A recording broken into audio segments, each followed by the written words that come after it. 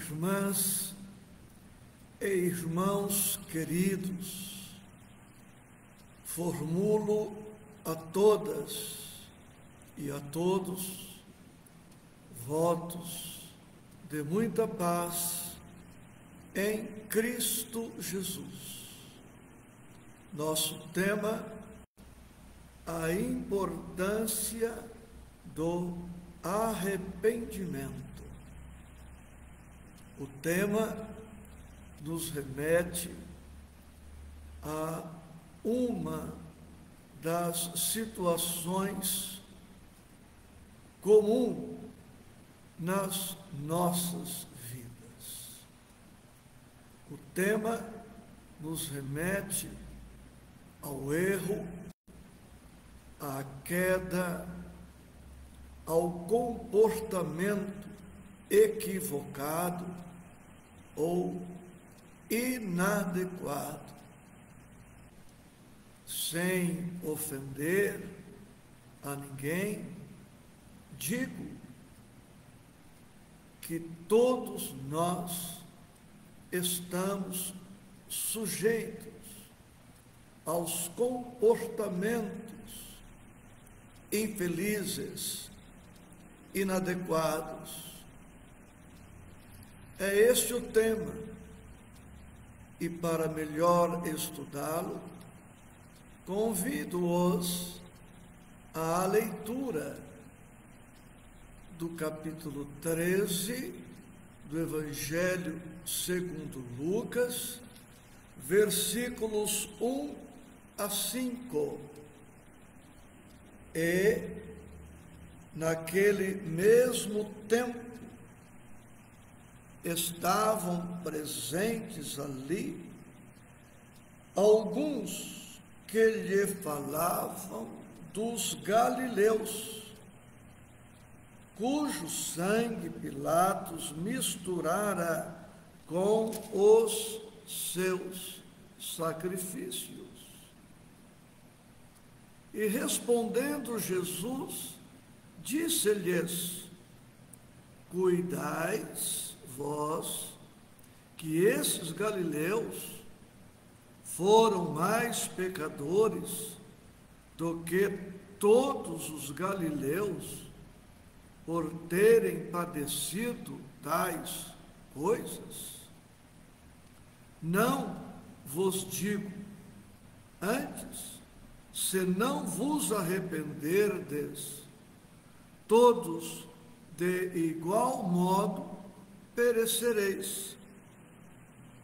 E aqueles 18 sobre os quais caiu a torre de Siloé e os matou, cuidais que foram mais culpados do que todos quantos homens habitam em Jerusalém? Não vos digo, antes, se não vos arrependerdes, todos de igual modo perecereis.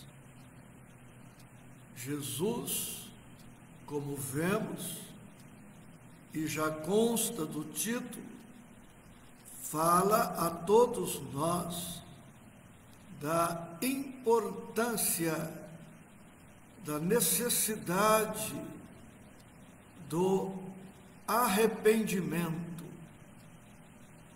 Podemos, nesta oportunidade, definir arrependimento de dois modos. O primeiro deles é aquela mágoa, aquele pesar, aquela dor que sentimos quando cometemos uma falta, um erro, uma queda, um crime ou um comportamento incompatível com o Evangelho, com a exemplificação de Jesus. E também podemos dizer que que arrependimento é aquele propósito bom que a criatura sente de mudar de comportamento. Já dissemos que todos nós, sem exceção, perdoe-me, incluí-los, todos cometemos equívocos, seja no modo de pensar, no modo de sentir, no modo de ouvir, no modo de falar ou de viver.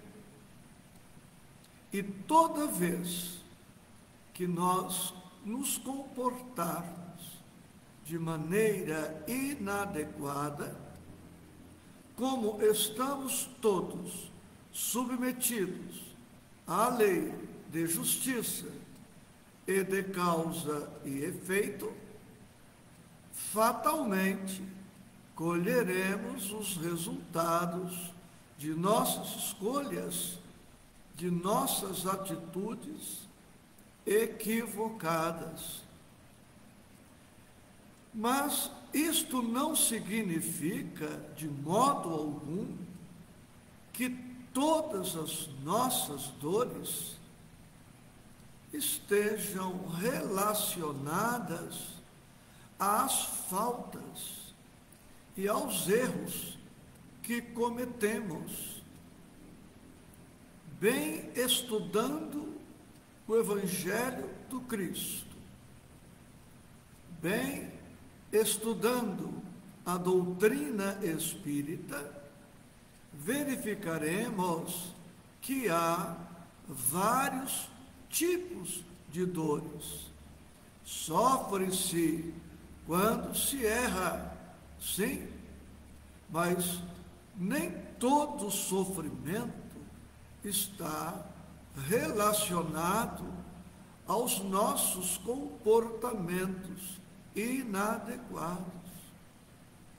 Com Jesus e com a doutrina espírita, posso apresentar nesta oportunidade 7 tipos de dores, 7 causas que provocam sofrimento em nós. Os 7 tipos são estes: dor, expiação, dor, evolução, dor, provação, dor, restrição pedida, dor, auxílio, dor, redenção e dor, missão. Mencionei como o primeiro tipo a dor expiação, mas agora eu quero iniciar o nosso breve estudo pela dor evolução. Somos criaturas, somos filhos de Deus, e Deus traçou para nós um destino muito abençoado, muito feliz. A nossa destinação é a perfeição relativa, a felicidade plena quando atingirmos a perfeição relativa. E digo relativa porque nunca atingiremos a perfeição absoluta, que é atributo exclusivo de Deus. Mas atingiremos um nível tão grandioso de perfeição, embora relativo, que seremos plenamente felizes, viveremos plenamente em paz. Tamanha a perfeição que atingiremos. Assim, a pedra sofre para se aprimorar. O animal sofre para o mesmo objetivo. A planta sofre também para evoluir. Nós, criaturas humanas, sofremos com esta destinação, a da perfeição relativa. Os anjos sofrem. Os cristos planetários, como é o caso de nosso Senhor Jesus Cristo, também sofrem. Portanto, a dor evolução alcança a todas as criaturas, a todos os filhos de Deus. Dor expiação é a dor que se segue ao erro praticado. Podemos expiar nesta encarnação ou nas próximas reencarnações. Dor provação é a dor teste, a dor treino, a dor exercício, que objetiva ensejar-nos a oportunidade de desenvolvermos mais aptidões, mais qualidades. Dor, restrição pedida, é aquela que o espírito solicita quando vai reencarnar, esperando que, através de alguma limitação, de algum bloqueio, ele tenha mais dificuldade de reincidir nos mesmos erros, nas mesmas quedas. A dor auxílio é aquela dor providenciada pela espiritualidade ou que ocorre com o consentimento da espiritualidade para que possamos voltar à trilha do bem. É aquela dor que nos trabalha o caráter, advertindo-nos e despertando-nos para a maior fidelidade aos nossos deveres.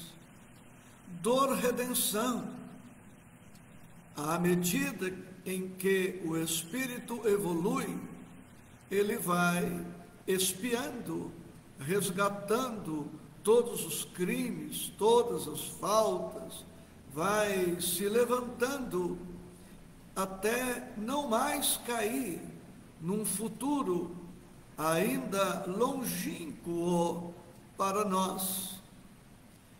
A dor redenção é aquela última dor, seria a última parcela de um financiamento longo em que o espírito, uma vez efetuado o resgate, liberta-se para sempre.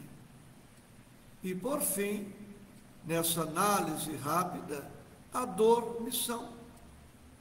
Quem ama também sofre.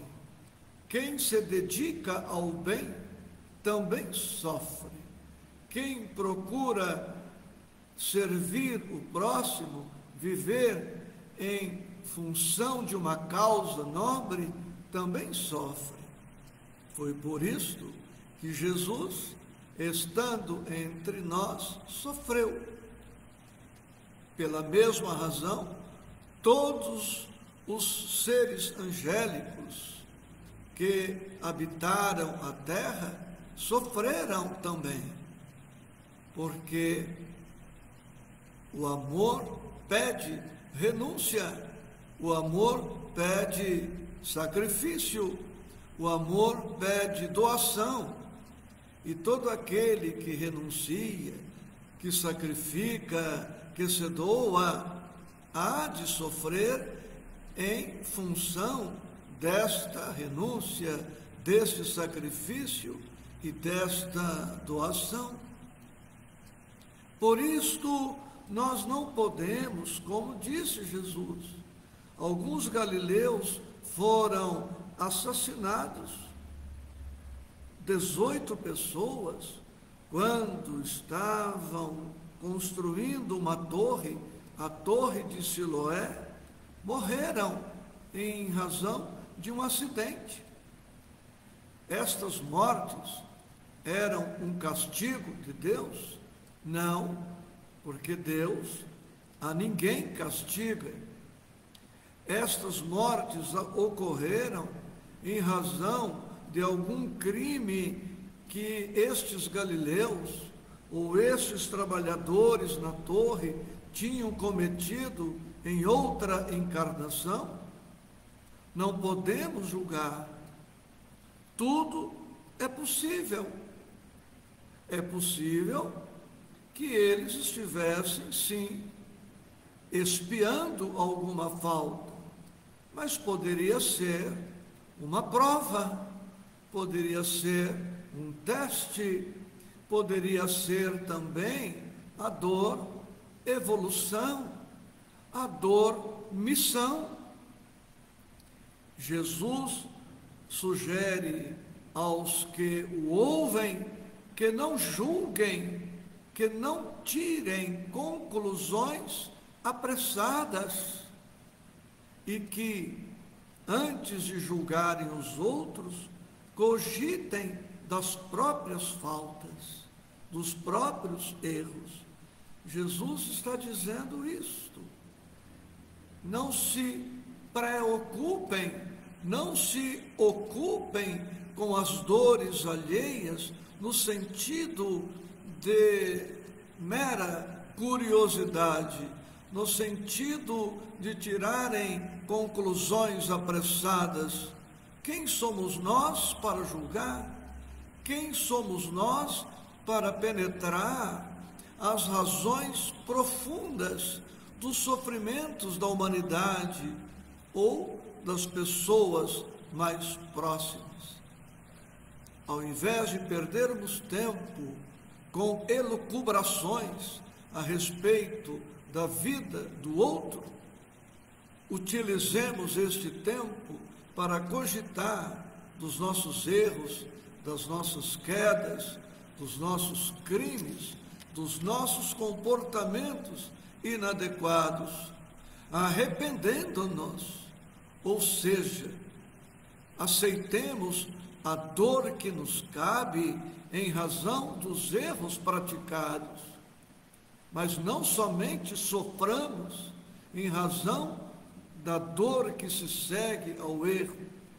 Aproveitemos a dor para mudar de comportamento, que também significa arrependimento, como vimos, que as nossas dores de ontem e de hoje sirvam para nos despertar, para nos orientar, para nos advertir, para que não venhamos, através da indiferença, repetir os mesmos erros, insistir nas mesmas quedas, nas mesmas condutas equivocadas. E trazendo uma contribuição ainda dentro do Livro dos Espíritos, proponho a leitura, o estudo das questões 990 e seguintes de O Livro dos Espíritos. Com a doutrina espírita, a partir das questões mencionadas, 990 e outras, nós aprendemos que são 3 os momentos, 3 as atitudes, 3 os comportamentos que hão de levar-nos à quitação, à libertação dos nossos comportamentos infelizes. A primeira atitude é esta: arrependermos-nos, reconhecermos o equívoco, aceitarmos a dor que decorre do equívoco praticado, propormos-nos a uma mudança de comportamento. Propormos-nos a uma mudança de comportamento. A primeira atitude, pois, arrependimento. Segunda atitude, já mencionada, mas agora pontuando de maneira mais clara e objetiva: a expiação, a colheita inevitável das nossas escolhas equivocadas, porque o Espírito permanece livre para escolher. Podemos escolher entre o mal e o bem, mas uma vez realizada a escolha, se esta escolha recair sobre o bem, colheremos o bem a que tivermos dado causa.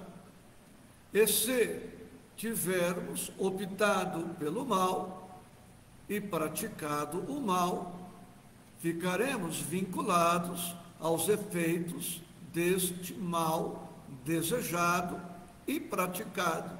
Portanto, a segunda postura é a expiação, aceitar a dor que nos cabe em razão das escolhas infelizes.